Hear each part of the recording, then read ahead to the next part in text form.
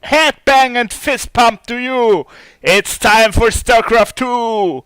Und ich bin Desi2 und heute habe ich für euch ein Spiel zwischen dem Hack und die Maga. Man sieht, heute mache ich einen Riesensprung in Richtung Pro Games. Und ich hoffe, das Spiel wird uns nicht enttäuschen. Und wir werden mal sehen, wie Profis spielen. Und ja, geniessen wir's.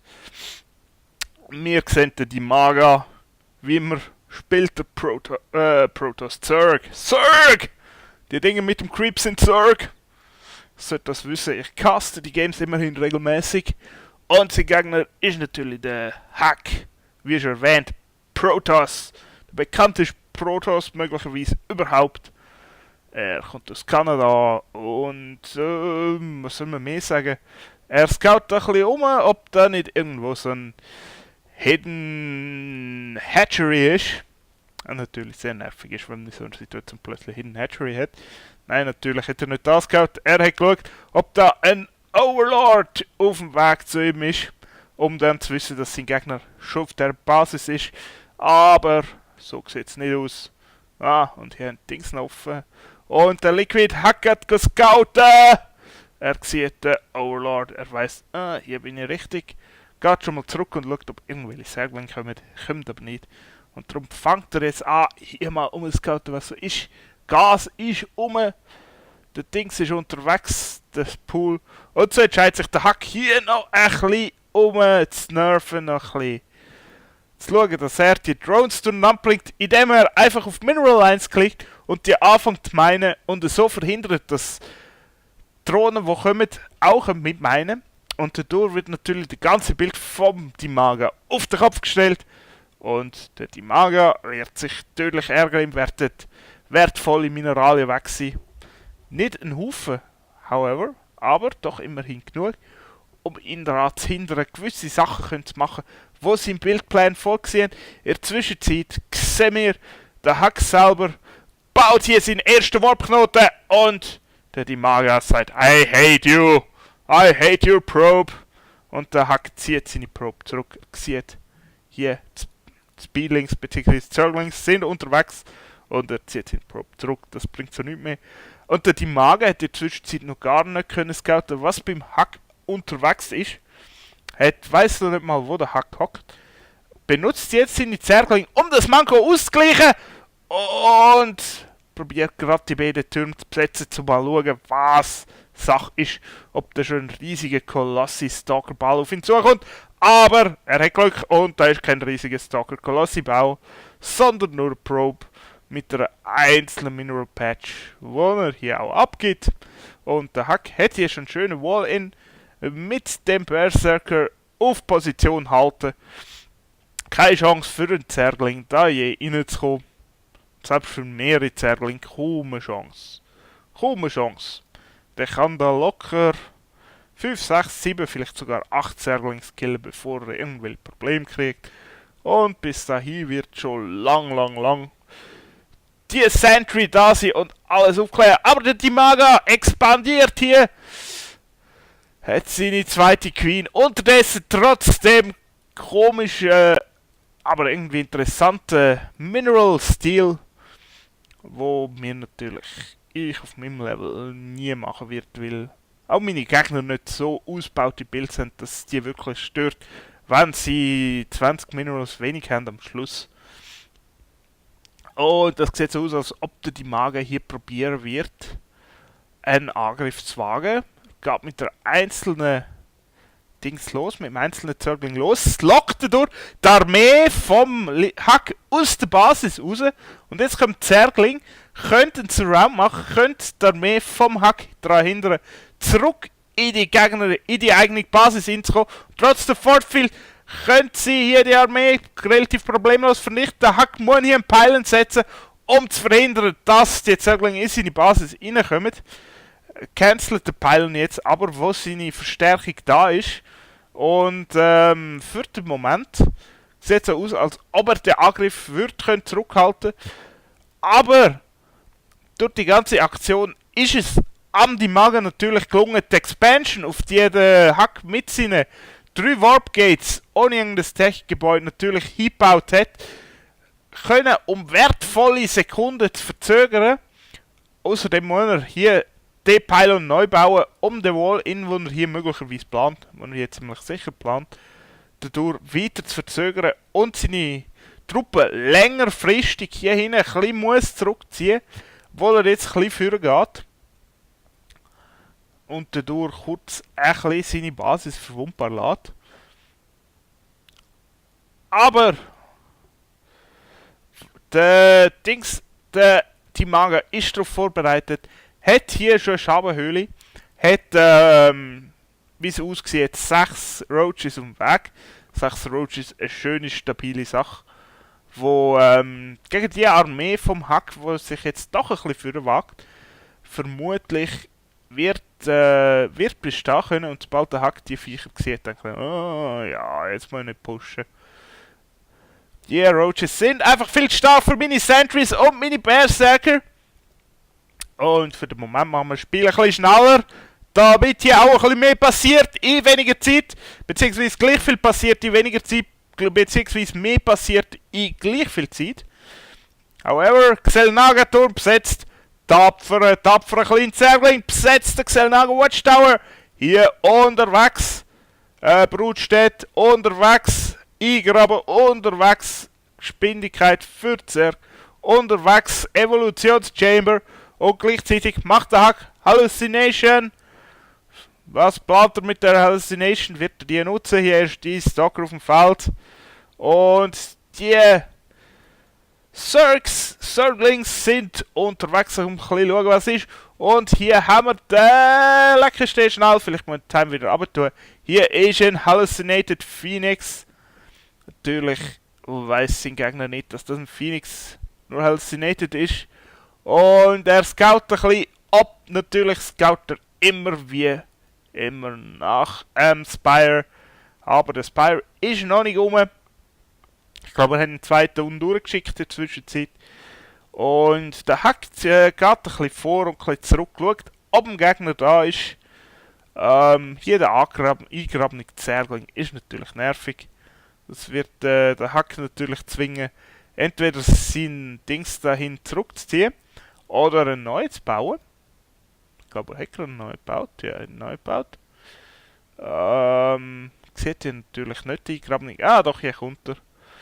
Der nächste Observer, dadurch kann der Hack auch seine Turn machen.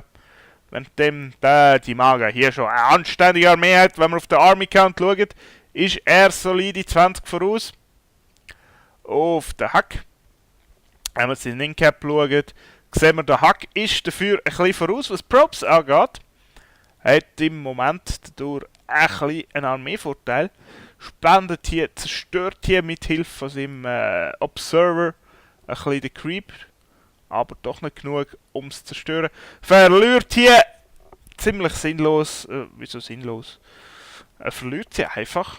Er hätte Xel'Naga Watchtower wollen haben. Und hat jetzt dadurch hat sie verloren. Hier ein netter kleiner Kolossi auf dem Feld. Wir alle freuen uns, wenn Kolossis auf dem Feld sind. Und wieder Production Tab auftun. Und das sieht aus.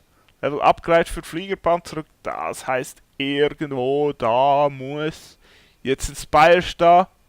Wo ist er? Ah, ist er. Hey, das ist ein genialer Versteck für einen Spire. Das sieht man ja fast nicht. Wenn man nicht sehr genau schaut.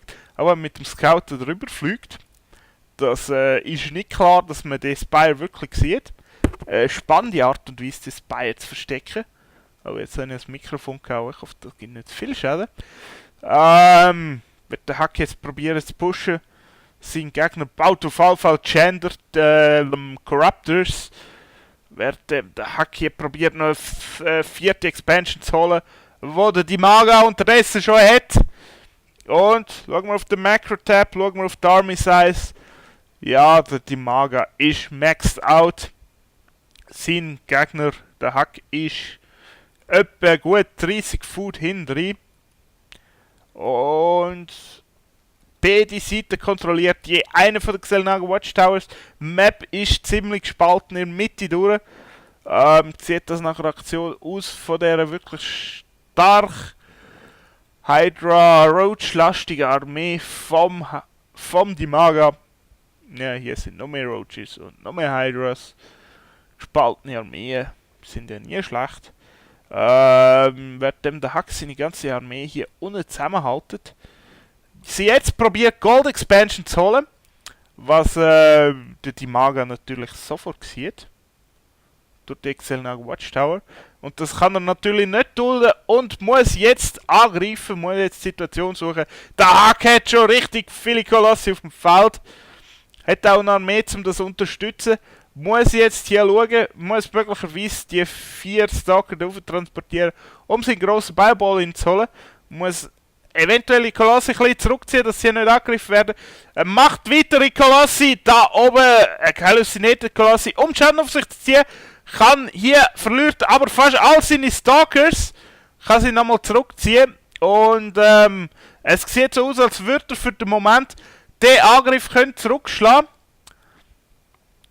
Macht weitere Forcefield, um die Armee von seinem Gegner zurückzudrängen. Hat zwar alle Kolossi verloren, aber trotzdem scheint es so, dass der Dimaga einfach viel zu viele Corruptors auf dem Feld hat. Beziehungsweise dadurch zu wenig Food frei hat. Und jetzt, wo keine Kolossi mehr auf dem Feld sind, ist das natürlich eher ein Nachteil, weil die viele Viecher, die viele Corruptors, sind natürlich völlig nutzlos, solange er nicht einen Greatest Spy holt. Ich schau mal, ob ein Greatest Spy auf dem Weg ist. Sieht nicht so aus. Aber solange kein Greatest Spy da ist, hat die Manga natürlich einen grossen Nachteil. Er kann nicht wirklich völlig auf die Bodenarmee outmaxen. Er kann nur probieren, ein bisschen Schaden zu absorbieren. Die Stalker dazu zu bringen, auf die Schänder zu schiessen, auf die Corruptors zu schiessen. Währenddem seine Bodenarmee probiert halt nicht schnell zu sterben. Aber jetzt hat Liquid Ark sich aufgeblinkt und zerstört auch die letzten Reste. Und da kommen nur noch Hydralisken und Hydralisken ohne Backup bzw. ohne Schaden die Roaches davor. Sind natürlich leichte Beute für die Armee vom Hack. Auch wenn hier Corruption Ability zum Maximum missbraucht wird, um da noch mehr Schaden zu machen. Sieht es nicht so aus, als ob das hier noch einen Unterschied geben könnte. Und der Hack bringt jetzt auch sein Level 3 Upgrade für Bodenwaffen, während Kurzangriffwaffe erst auf dem Eis ist. Distance ist wahrscheinlich schon höher. Ich werde das gerade mal abprüfen. Hier, Level 2 gegen 2-2. Also ziemlich ausgeglichen. Der Hack Micro zieht seine Truppe ein bisschen aneinander. Es kommt zu einer weiteren direkten Begegnung. Aber es sieht nicht gut aus für den Dimaga, wo hier weiter Truppen verliert. Unterdessen ist der Psionic Storm auf dem Weg. Und weitere Truppen werden reingeworfen vom Liquid Hack. Und wenn wir jetzt auf den Army Count schauen, sehen wir, es sind immer noch 40. Er spricht eigentlich immer noch alles für die Dimaga. Sein Macro-Style-Game hat ihm erlaubt, obwohl er die meisten Kämpfe verloren hat, doch immer mehr Truppen aufs Feld können schicken. Und der Hack hat anscheinend auch keine neue Kolossi nachgemacht. Dadurch ist er im Moment fast nur auf die Stalker angewiesen. Auch wenn anscheinend Psystorm unterwegs ist und gerade fertig, scheint die Roboterfabrik hier völlig still zu stehen. Nicht einmal mehr, keinerlei Truppen aus dem Roboterdock. Er kann keine Kolossi bauen, weil es einfach zu viel Corruptors auf dem Feld hat. Und gegen die Masse von Hydras sind auch Immortals nicht so stark. Darum hat er sich entschlossen, für den Moment seine Roboterfabrik einzumotten und das Geld lieber zu brauchen, um eine gute alte Gate Combination Army hier aufzubauen. Allerdings verzichtet er komplett auf Sentries, kann also auch kein Force Field setzen, um das Spiel ein bisschen zu verändern. Das Kadarian Amulet ist unterwegs und wenn ich es recht sehe und auf den Unit Count schaue, es ist auch kein einziger High Templar auf dem Feld im Moment. Und so muss der Hack sich ein bisschen zurückziehen, wird seine Gold Expansion hier vermutlich wieder verlieren. Und ja, muss sich wieder zurückziehen, muss neue Truppen herwarpen. Hat hier wieder Berserker, aber ohne Leg Speed. Mit Leg Speed wird die natürlich ziemlich stark gegen die Hydralisken. Vor allem auf Creep. Aber im Moment ist das alles Wunschdenken. Und der Hack sieht im Moment nicht so stark aus. Es sieht so aus, als ob seine Armee hier könnte überwältigt werden. Aber hier kommen TIE Templars und die werden einige wirklich katastrophale Storms auf die Armee rufen. Und wenn wir uns anschauen, was da sehen, alle dunkel-orange, alle Zerg. Und ja, die Cans da wird vielleicht ein bisschen, ja, macht auch keinen Unterschied mehr, die Cans. Weil die Magen muss sich zurückziehen und er sieht gegen so viele Psy-Storms. Und die Truppe hier kann nur noch sagen TT, was immer TT heißt. Und